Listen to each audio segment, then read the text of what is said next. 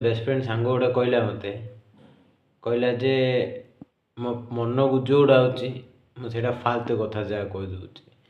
ମାତ୍ର ଗୋଟେ ଜିନିଷ କଥାଟା ସିଏ ଏପର୍ଯ୍ୟନ୍ତ ବୁଝିପାରିଲାନି, ଯେଉଁଟା ମୁଁ କହୁଛି। ମୁଁ ଆଗେ ଭିଡ଼ିଓ କରୁଥିଲି ନା, ଆଲତୁ ଫାଲତୁ ଭିଡ଼ିଓ କରୁଥିଲି। ଆଜି ମୋ ଭଏସ୍ରେ ମୁଁ କହୁଛି ନା, ସେଇଟା ବି କିଏ ନା ବୁଝିପାରୁନ।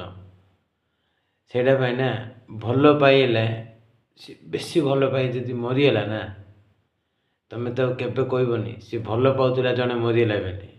ଭଲ ପାଇ ଯେତେବେଳେ ମଦୁଆ ହେଇଗଲା ନା, ମଦ ପିଇ ପିଲାଟା ମରିଲା ବୋଲି ଲୋକ କହୁଛନ୍ତି।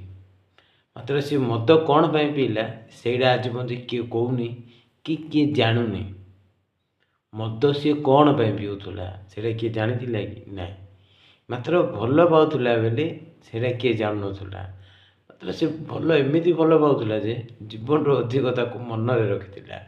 ସେ ମନଟା ନା କିଏ ବୁଝିପାରୁନି। ମାତ୍ର ମୋ ସାଙ୍ଗଟା ବି ଠିକ୍ କହିଲା, କ'ଣ ପାଇଁ ସେ ମୋ ପାଟିକି ଯେଉଁଟା ହେଉଛି ସେଇଟା କହିଦେଲି ବୋଲି।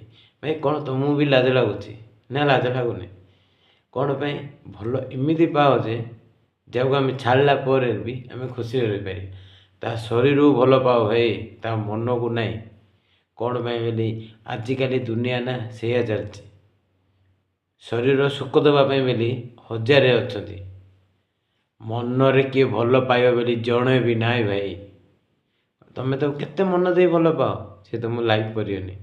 ଆଉ ତମେ ତାକୁ ତା ଶରୀରକୁ ଭଲ ପାଇବ ନା, ହଜାରେ ମିଳିଯିବେ ଏମିତି। କ'ଣ ପାଇଁ ମୁଁ ସେଇଟା ଠିକ୍ ଜାଣିଛି। ତମେ ହେଲେ ବୁଝିବା ଲୋକ ନା, ଠିକ୍ ବୁଝିବ। ସରି, କ୍ଷମା କରିଦେବ, ଭୁଲ ଥିଲେ।